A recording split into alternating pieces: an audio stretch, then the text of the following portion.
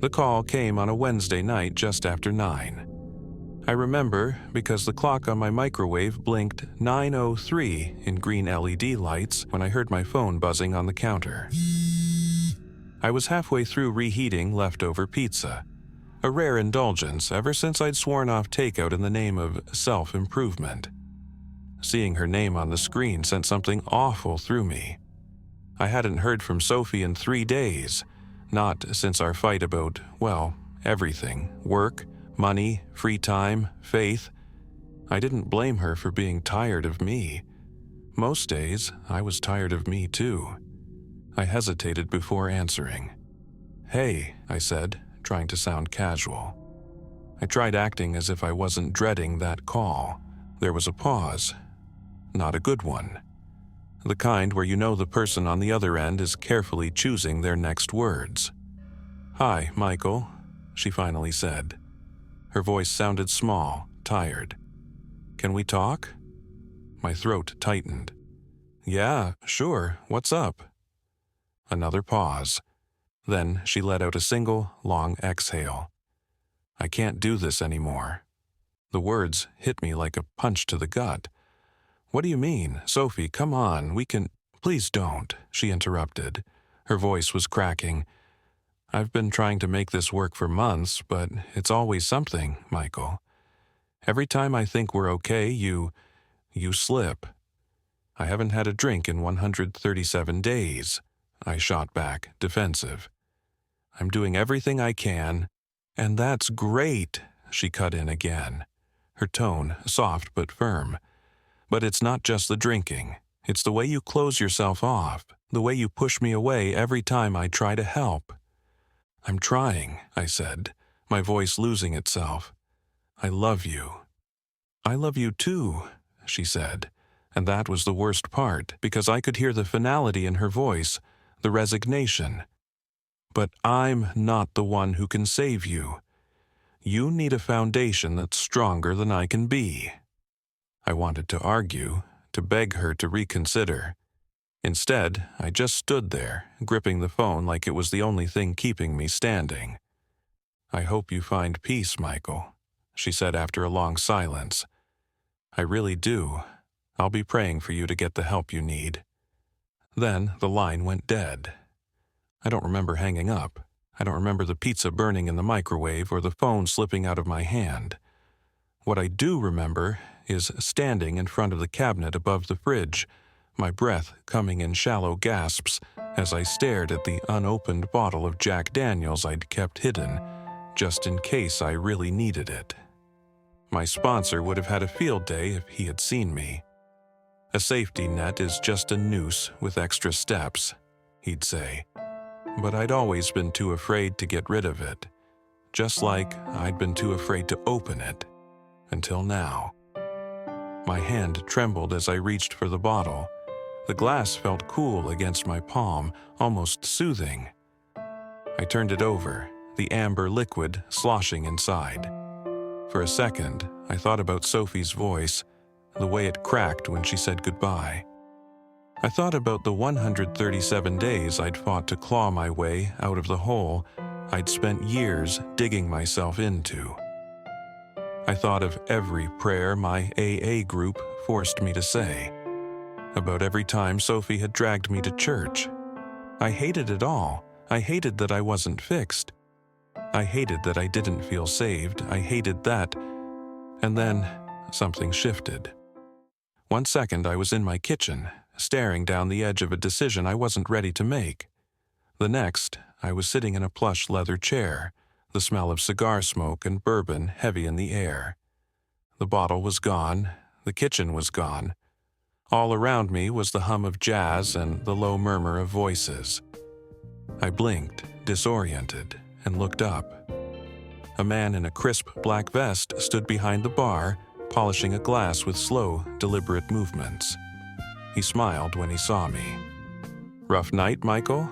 he asked, his voice smooth as silk.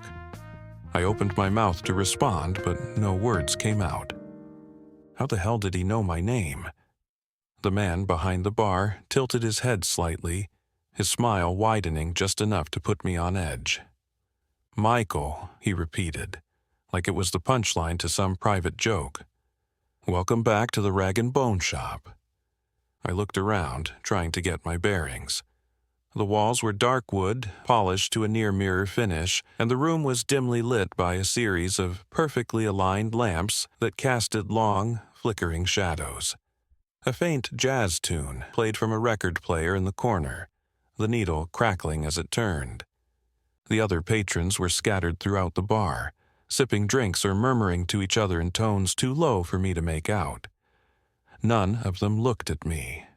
I didn't. My voice faltered. I cleared my throat, trying again. I didn't mean to come here. The bartender chuckled softly. Most people don't, he said, setting down the glass he'd been polishing. His hands were immaculate, not a speck of dirt or a crack in his manicured nails. But here you are. I was at home, I said, the words spilling out in a rush. In my kitchen, I had a bottle in your hand, he interrupted smoothly. Jack Daniels, if I'm not mistaken. An old friend of yours, isn't he? My stomach churned. How do you know that? He leaned forward, planting his elbows on the bar and resting his chin on his interlocked fingers. His eyes, dark and sharp, met mine, and for a moment I couldn't look away. Let's just say I know a man at a crossroads when I see one. I forced myself to break eye contact, glancing at the drink menu lying on the bar. There were no prices listed.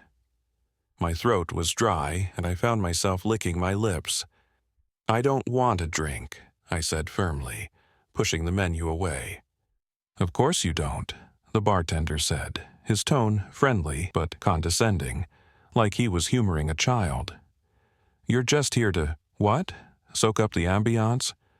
I stood up, the stool scraping against the floor. I'm leaving. The bartender didn't move, but his smile widened. You're free to try, he said, but you might find the door harder to reach than you think. I turned toward the entrance, my heart pounding. The door wasn't far, just a few steps, but as I started walking, the distance seemed to stretch. Each step I took felt slower, heavier, like wading through thick honey. Why are you in such a rush? The bartender called after me. Sit down, Michael. Have a drink. Take the edge off. God knows you've earned it. I didn't stop, didn't look back. The door was right there, just a few more steps. Then I heard the sound of glass clinking against wood, and my feet froze. Do you remember the first time you drank? The bartender asked. I bet you do. Everyone remembers their first. That warm rush in your chest, the way the world seemed to tilt in your favor for once. I turned my head slightly, just enough to see him out of the corner of my eye. He was leaning casually against the bar, holding a tumbler of amber liquid. The ice cubes clinked softly as he swirled the glass. Do you remember the way it felt, Michael, to let go of everything for just a little while?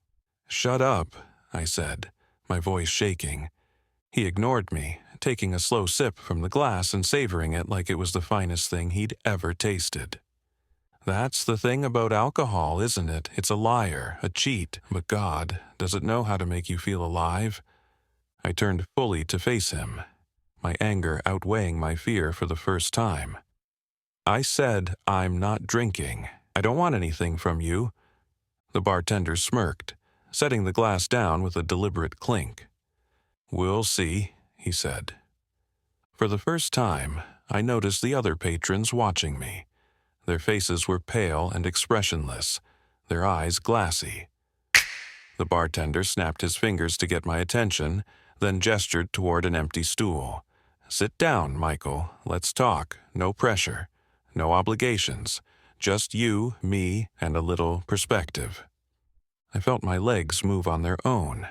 I returned to a seat in front of him. He raised an eyebrow, his expression amused. There we go, he said. He reached beneath the bar and produced a small, familiar object. A silver flask engraved with my initials. My chest tightened. I hadn't seen that flask in years. Not since I'd thrown it into the river after my first stint in rehab. How? It has a way of finding its way back to you, the bartender said, his smile sharp as a knife. Funny how that works, isn't it? I stared at the flask, my mind racing. The door behind us opened, letting in a blast of cold air. "Who's the handsome man?" a soft feminine voice asked.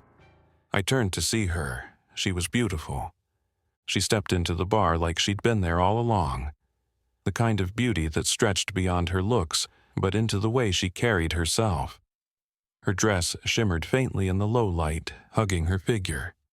Dark hair spilled over her shoulders, and her red lips curled into a smile that could stop a heart mid-beat. She already held a martini glass in one hand, the liquid inside catching the light like liquid gold. Her eyes locked on mine, and for a moment, it felt like the room had gone completely silent. "You must be Michael," she said, her voice smooth and inviting. "How do you know my name?" I asked softly. She laughed, the sound like wind chimes caught in a summer breeze. "Everyone knows your name here. You're the guest of honor." The bartender chuckled behind me, the sound low and amused.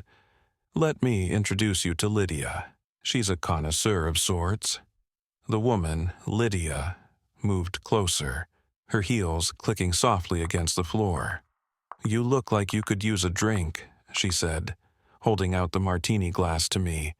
"It's just one. No one's counting here." I shook my head. "I don't want a drink." "Don't want," she repeated, her tone light, almost teasing. "Or don't trust yourself to take just one." Her words hit like a slap. I opened my mouth to respond, but nothing came out. She smiled, sensing my hesitation, and took a seat next to mine. "Michael," she said softly, her voice dropping to a breath. "You're hurting. I can see it in your eyes. The guilt, the pain, the weight of it all. Don't you want to let it go? Just for a little while?" Her words dripped with sympathy, but there was something behind them, something cold and calculating. "I'm fine," I said, though the pain in my voice betrayed me. "You don't look fine," Lydia replied.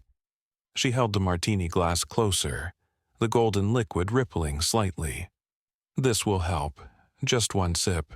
You deserve that much, don't you?" My pulse was pounding in my ears, and the room felt like it was closing in. "Listen to her, Michael," the bartender said, his voice like velvet. "She's offering you a way out, a little relief from all that pain you carry around. Let's be honest here, you're not a saint after all." My eyes lingered on the drink in Lydia's hand. Lydia tilted her head, studying me with those impossibly sharp eyes. "You're not doing this for her, are you? That girl who just left you? What was her name? Sophie." The mention of her name hit me hard. "Leave her out of this." "Why?" Lydia asked, her voice dripping with faux innocence. "You think she's suffering the way you are?" "No, Michael, she's fine. She's probably asleep right now, dreaming of a life without you in it." "Shut up," I snapped. My voice barely sounded like my own. She didn't flinch. "I'm just being honest. You've been trying to fix yourself for her, haven't you? But now she's gone, and you're still here, still broken." Her words burrowed into my chest like shards of glass. I looked away, staring at the floor, but the sound of the martini glass being set down on the bar made my head snap back up. Lydia's smile widened. "You don't have to be broken, Michael," she said. "Not tonight, not with us." I could feel the bartender watching me, his presence oppressive and inescapable. My eyes flicked to the drink on the table, then back to Lydia. "I shouldn't," I muttered, though it felt like the word was being ripped out of me. Her expression softened, her voice turning gentle. "It's okay to be weak, you know." She leaned in even closer, so close I could smell her perfume, something sweet but cloying, like honeyed flowers. My resolution felt like it was physically wavering in my heart, I could see my reflection in her eyes, distorted and empty. "Don't make this harder than it needs to be," Lydia whispered. I closed my eyes, forcing the image of her out of my head. Sophie's voice echoed in my mind, faint but clear. "I hope you find peace, Michael." Somehow, I found the strength to stand up and take a step toward the door, then another. "I'm leaving," I said, louder this time. Lydia's smile faltered for the first time. "You're making a mistake," she said, her voice cold and sharp. I didn't respond. The bar didn't expand this time. I reached the exit. My hand reached for the doorknob, my heart pounding. My fingers brushed the cold metal, and for a moment I thought I'd made it. Just one turn, one pull, and I'd be free of this place. But before I could twist it, the bartender's voice stopped me cold. "You really think you're leaving?" It wasn't the words that froze me, it was the tone. Gone was the silkiness, the easy charm. His voice was vicious now, colder, with an edge that scraped against my nerves. I didn't turn around. "Yes," I replied, though I found my feet rooted to the floor. "Of course you are," he said, almost laughing. "But before you go, maybe you'd like to see what you're returning to." Something clinked behind me. Against my better judgment, I glanced over my shoulder. The bartender still stood behind the bar, but his posture had shifted. He wasn't relaxed anymore. His hands were braced on the counter, his grin stretched just a fraction too wide, teeth unnaturally white against the dim light. He gestured toward the corner of the room, where an old television sat on a metal cart. I hadn't noticed it before.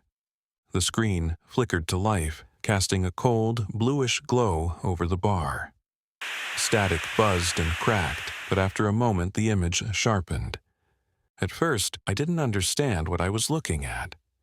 It was a room, messy, familiar. The lighting was dim, and broken furniture littered the floor. A man sat slouched on a couch, his head tilted back, a bottle of whiskey dangling from his fingers. It took me a second to realize it was me. "What the hell is this?" I demanded, my voice betraying me. The bartender didn't answer, his grin widening as the scene on the TV shifted. The me on the screen leaned forward, taking a long swig from the bottle. His movements were sluggish, almost puppet-like.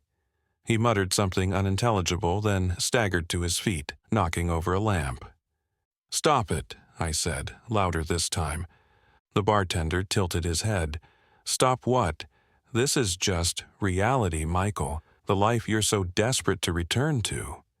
The TV flickered again, showing me stumbling down a dimly lit street. My clothes were disheveled, my face pale and gaunt. I shouted something at a group of strangers, my words slurred and incoherent. They walked away quickly, not even sparing me a second glance. "That's not me," I said, but the words felt hollow even as I said them. "Oh, but it is," the bartender said, his voice dripping with false sympathy. "This is where you are, Michael. Right now, this is what you're doing." The scene shifted again. This time, I was in a dingy bar, surrounded by people who looked just as lost as I did. A woman leaned close to me, her lipstick smudged, her eyes glassy. I laughed at something she said, then downed another shot. The sound of ice clinking against glass pulled my attention back to the bartender. He held up a drink, the amber liquid catching the light. "This is what you want, isn't it? The warmth, the numbness, the escape." I turned back to the TV, my stomach twisting. The images felt too vivid, too real. I could almost feel the burn of the whiskey, the weight of the emptiness that followed. The bartender's voice softened again, almost kind. "Do you see it now, Michael? The futility of fighting it? You're already there. You've already made the choice.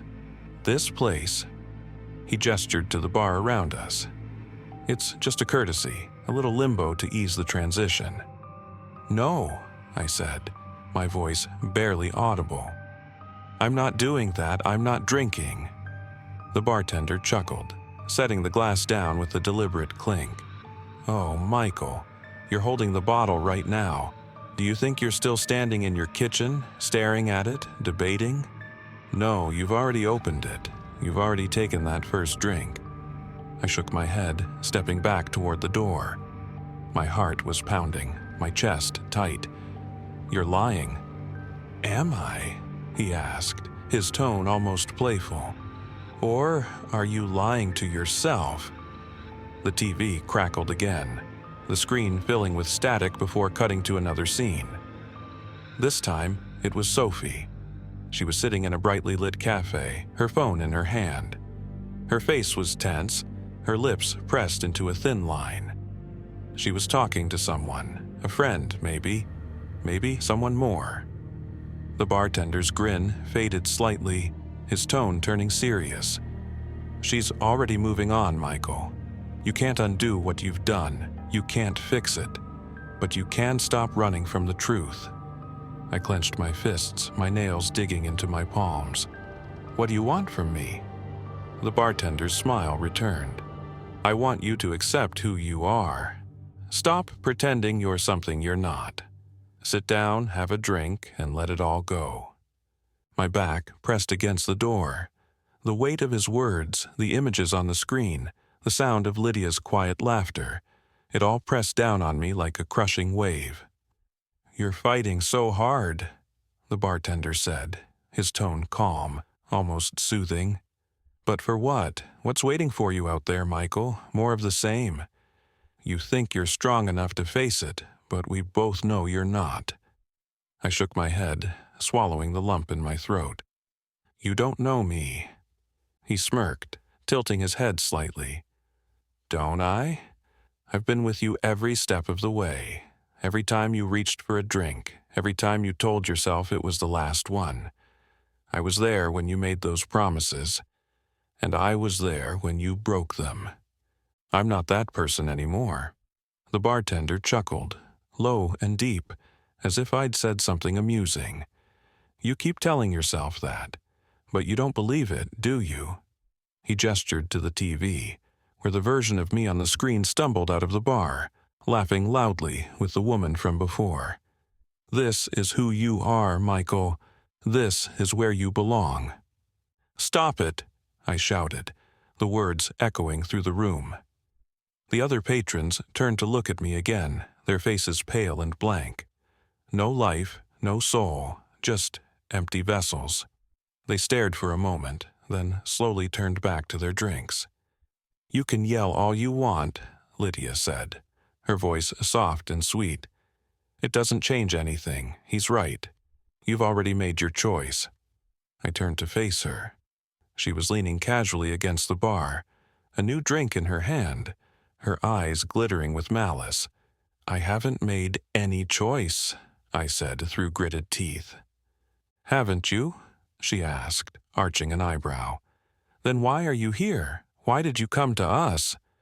"I didn't," I started, but she cut me off. "Of course you did," she said, taking a slow sip of her drink. "You were standing in your kitchen with that bottle in your hand, and you called out. You wanted someone to tell you it was okay, that it wasn't your fault, and here we are." I shook my head, backing further into the door. "No, I didn't want this." The bartender leaned against the counter, his grin widening. "Denial is a funny thing, isn't it? You've spent your whole life running from the truth, Michael, from the things you've done, the people you've hurt, but deep down, you know there's no escaping it. There's no forgiveness for you." His words cut deeper than I wanted to admit. My mind flashed with images. Sophie's tear-streaked face, my mother's disappointment when I missed yet another family dinner, the countless nights I'd spent drowning in a bottle instead of facing my problems. I felt the guilt clawing at my chest, threatening to pull me under. "Stop," I whispered, barely audible. "What was that?" the bartender asked, cupping his ear in mock confusion. "Did you say something?" "I said, stop," I shouted. He laughed, a sound that seemed to echo from everywhere at once. "You can't stop this, Michael. This is you. This is all you've ever been and all you'll ever be. My legs gave out, and I slid down the door, my hands trembling as I gripped my head. The images on the TV blurred together, a sickening montage of my worst moments. I could hear Lydia's voice in my ear, soft and taunting. "You can't fight it," she said. "Why would you even want to? The world out there doesn't care about you. No one's waiting for you, no one's coming to save you.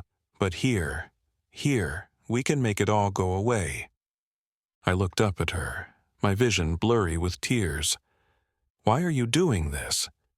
She crouched down in front of me, her smile as sharp as a blade. "Because it's what you want, Michael. Deep down, you know it is." The bartender stepped closer, holding out the tumbler of whiskey. "One drink," he said, his voice low and persuasive. "That's all it takes. One drink, and all this pain goes away." I stared at the glass, the amber liquid swirling like a storm. My hands itched to reach for it, to take it and make everything stop. But then Sophie's voice echoed in my mind again. "I hope you find peace, Michael."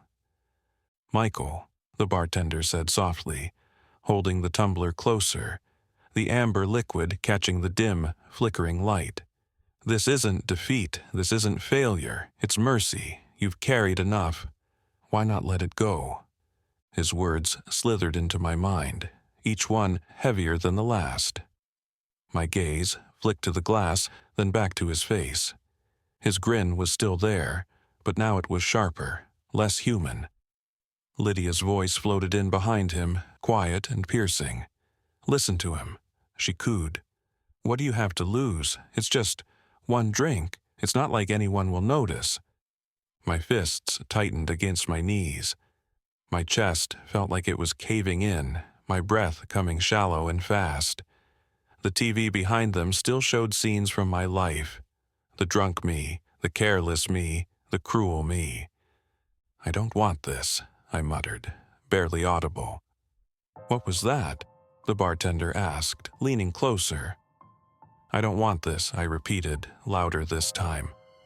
My voice cracked, but I didn't care. I looked up at him, the glass shaking in his hand now. "You want me weak, you want me broken. That's all you've ever wanted." His grin faltered, just for a second. It was small, barely noticeable, but I saw it. Lydia straightened from where she was leaning, her smile fading as her eyes narrowed. "Be careful, Michael," she said. "You're treading dangerous ground." I pushed myself up from the door, my legs shaking but holding me steady. "You don't want to help me," I said, my voice growing stronger with each word. "You want me to give up. You want me to believe this is all I am." The bartender's grin returned, but it was tighter now, less confident. "And what else are you, Michael? Look at yourself." He gestured to the TV, where my drunken double stumbled and slurred. "You think you're better than this? You think you're strong enough to fight it?" I took a step forward, my fists still clenched. "I know I'm not strong enough," I admitted, my voice raw. "But I know one other thing. I've still got faith. Even if that's the last gift Sophie ever gives me, I'm not who I was before I met her." Lydia's smile twisted into a snarl, her perfect features warping into something cruel and inhuman. "You think you can run from this? From us?" The bartender slammed the glass onto the counter, his grin finally cracking into something darker, his teeth impossibly sharp. "We're not some dream you can just wake up from, Michael. We're you. We're in you." My heart pounded in my chest as I reached for the doorknob again, my hand shaking. Lydia and the bartender moved closer, their once human appearances flickering, distorting like a bad signal. The air grew colder, the room darker, as their voices layered over each other, a cacophony of accusations and temptations. "You're nothing without us.